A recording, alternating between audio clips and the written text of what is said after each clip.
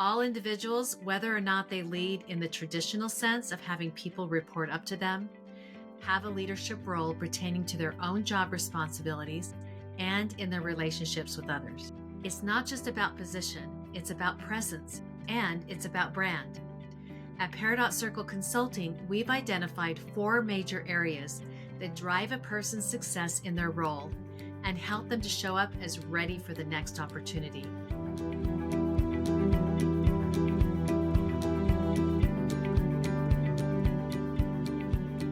Welcome to the Leadership Transformations Podcast. I'm your host, Stephanie Wilmore, accountability coach with Paradox Circle Consulting.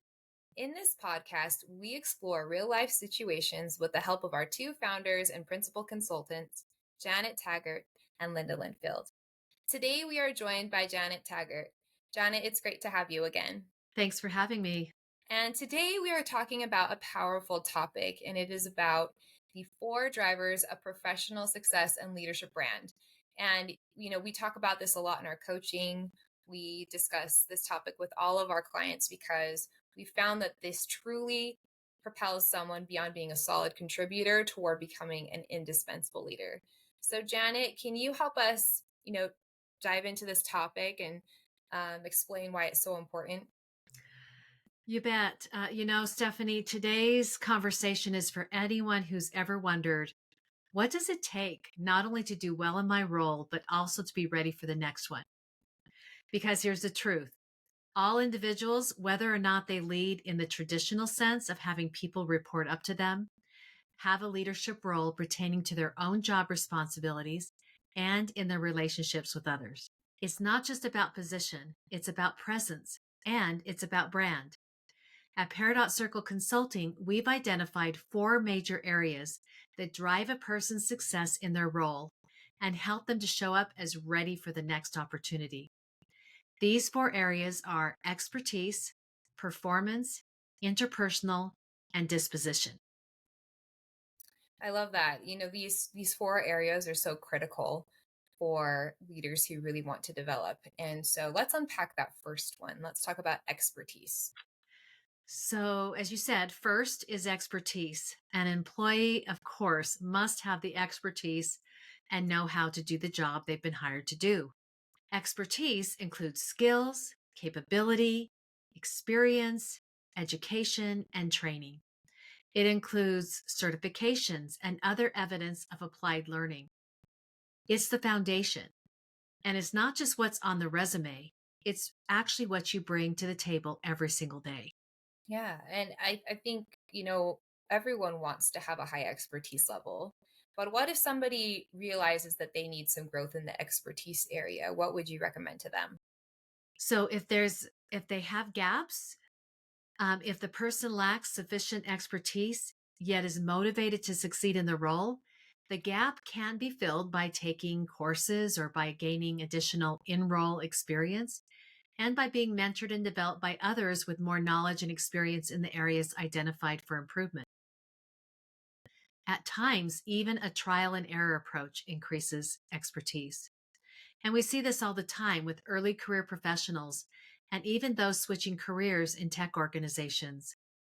What they lack in applied history, they often make up for in coachability and curiosity. We once worked with a software company in Utah where a product manager moved over from a completely different industry. She invested in getting certified, worked closely with their engineering partners, and was willing to fail fast. Within 18 months, she was leading cross-functional innovation sprints. That's the power of applied learning. Additionally, to gain the expertise needed to advance your career, there's a time factor involved. Knowing how to perform the job well and having time to face and successfully navigate the challenges, less than ideal situations, and political headwinds associated with the work is key. Demonstrating that you are able to do this with composure, grace, and optimism is an important component of expertise, which also relates to the other 3 areas: performance, interpersonal, and disposition. That's a great example, Janet. Thanks for sharing that. I love how you talked about how your client decided to grow in their expertise, but in a way that was strategic and helped increase her cross-functional capabilities. And so, what's the next one? The second driver is performance. To demonstrate and become known as a strong performer, an employee must be able to apply what they know, their expertise, to the extent that they produce a solid track record of results. That's day after day, week after week, month after month, and even year after year. This is how they establish their track record. It's not just what you know, it's how you apply what you know. And the best performers are consistent at applying what they know. Their outcomes are predictable, reliable, and certain. They can be counted on to overcome obstacles and achieve their goals. And here's where tech leaders and HR professionals need to take note. Performance isn't loud. Some of your most impactful people are not the ones talking the most. They're the ones producing value every single day, often quietly, reliably, and behind the scenes. That's such an interesting insight into performance, that it's not necessarily loud, that it's something that's dependable.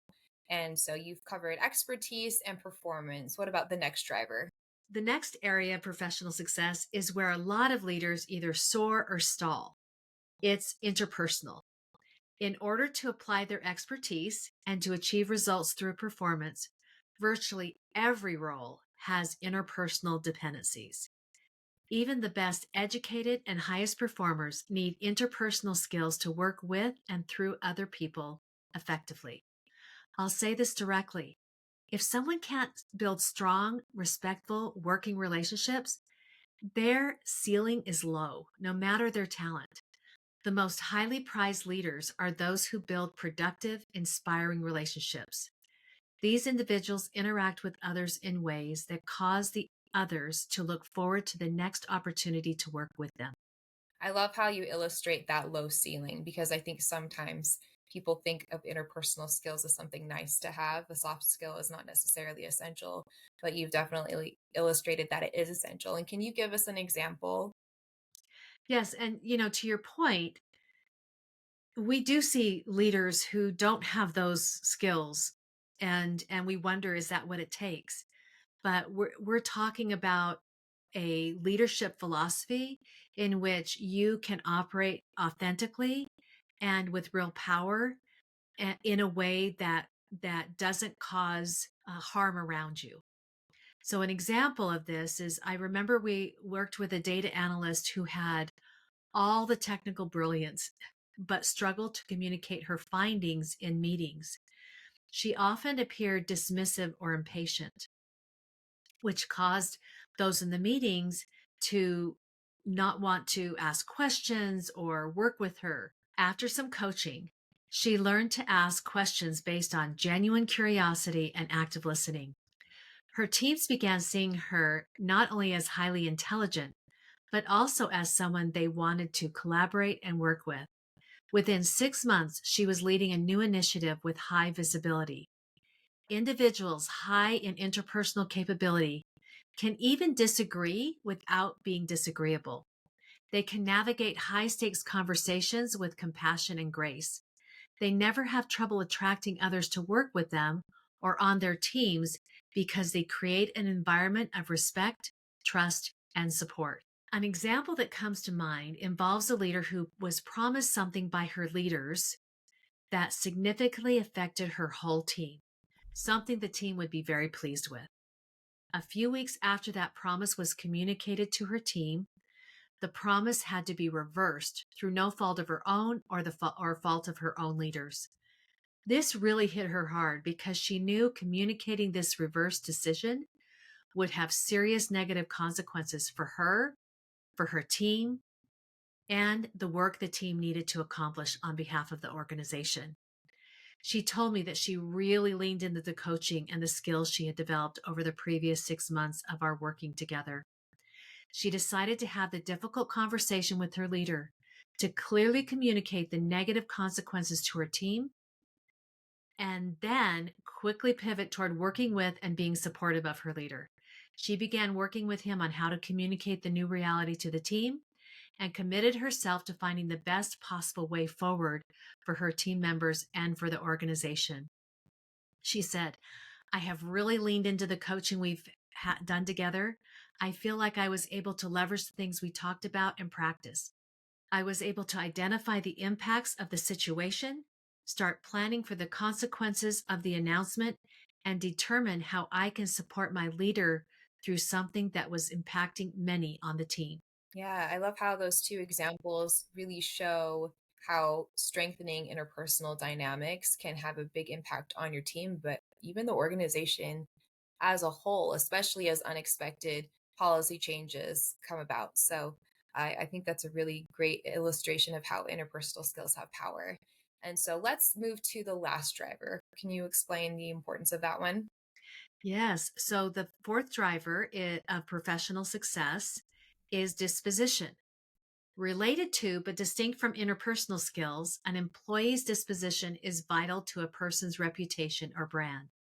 It's about energy, it's about presence, it's about how people feel when you walk into a room or pop up in a virtual meeting. Disposition refers to a person's affect, the way they show up. When this person enters a meeting, do other people see the light? Do they know the conversation will be productive and that good things will happen?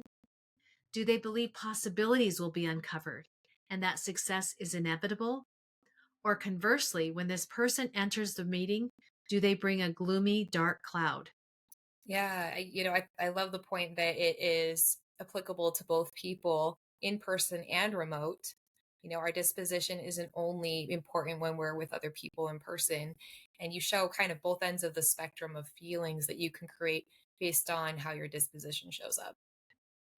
Absolutely. And here's the rub. Both interpersonal and dispositional development are not as simple as taking a course or receiving feedback that a person needs to change their approach. Often, a person believes that the current state of interpersonal skill or dispositional affect are just who they are. These are part of their character and feel like they are unchangeable. And so, when you're asking someone to change something about who they are, you tend to encounter a lot of resistance. But here's the breakthrough. Some of the most significantly beneficial work we undertake at Paradox Circle Consulting is to work with expert high performers who have the potential to grow their influence and effectiveness by confronting their self limiting beliefs in areas of interpersonal and disposition. When we can help those individuals to identify what's truly authentic to them, we can then navigate the interpersonal and dispositional aspects of their brand, of the way that they show up, in order for them to cause more positive outcomes. Yeah, that's powerful. And, you said that they sometimes give you this resistance, like, oh, this is just who I am. So, how does somebody who needs that interpersonal and dispositional development, how can that be developed? How do you coach them to make those changes? I can tell you it's 100% learnable. In fact, we've seen leaders who once believed they were just not people persons go on to become incredible mentors, facilitators, and even public speakers. These two readily observable aspects of professional success, interpersonal and disposition, can be developed and dramatically improved. And it works because we model it. We have both the expertise and the track record, the interpersonal skill and the disposition to help those who want to quit being held back by their beliefs that they are who they are. They have always been this way, and it's useless to try. If they're willing to be open, to suspend disbelief, even briefly, we can help. And we can help without diminishing their focus on stellar expertise and relentless achievement. This sounds like this is really the heart of transformation. And this is the Leadership Transformations podcast, how we help leaders move beyond who they think they are or who they could become. And like you said, it's a limiting belief. It's not a fact. It's something that we help them have a more elevated perspective about. Absolutely. We really want leaders to lean into their authenticity. And that's why we do what we do. At Paradox Circle, we help leaders lead and we help the best leaders become even better. Yeah, that's so true. And so let's shift gears to our audience. So If you are an HR leader listening or an executive at a fast paced tech company and they're trying to scale their leadership, what's your advice in relation to this topic with the four drivers of professional success? I would recommend starting by assessing the four areas: expertise, performance, interpersonal, and disposition. Which ones are strengths? Which ones are holding your people back? Then invest. You don't have to do it all yourself. Our team is here to help support that journey. Through coaching, training, and workshops, we tailor our approach to your culture, your people, and your real challenges. If you want to retain high potential employees, develop mid level managers into strategic thinking, or build succession ready senior leaders in this way. And we're ready to partner with you. Well, thank you, Janet, for sharing that. This has been an inspiring conversation. And, we've seen how assessing these four areas and strengthening them in our clients has really made a powerful difference to both individuals and organizations. And so, thank you for sharing the framework, and the examples, the real life examples, and humanity behind it. Do you have any last words you want to touch on with this topic? I would say this: your people are ready for more. Sometimes they just need the belief and the tools to get there. And when you unlock that potential, it changes everything. Well, great. That's powerful. And thank you for joining us today. And for those who are listening, thank you for joining us on this episode of the Leadership Transformations Podcast. If you are an HR leader committed to building a strong leadership pipeline, or a business leader who knows that your company's growth depends on the growth of its people, we would love to connect. At Paradox Circle Consulting, we partner with forward thinking organizations and help leaders at every level rise to their potential with programs, coaching, and tools that create real impact. You were meant for greater things. Until next time. At Paradox Circle, we facilitate the growth and transformation of individuals, leaders, and emerging leaders of fast-growing tech-savvy organizations. If any of our listeners are interested in learning more about our approach to leadership coaching at Paradox Circle Consulting and how to help transform how you show up at work, book a consult with us online at paradoxcircleconsulting.com. We would love to help you and your organization achieve more than ever before.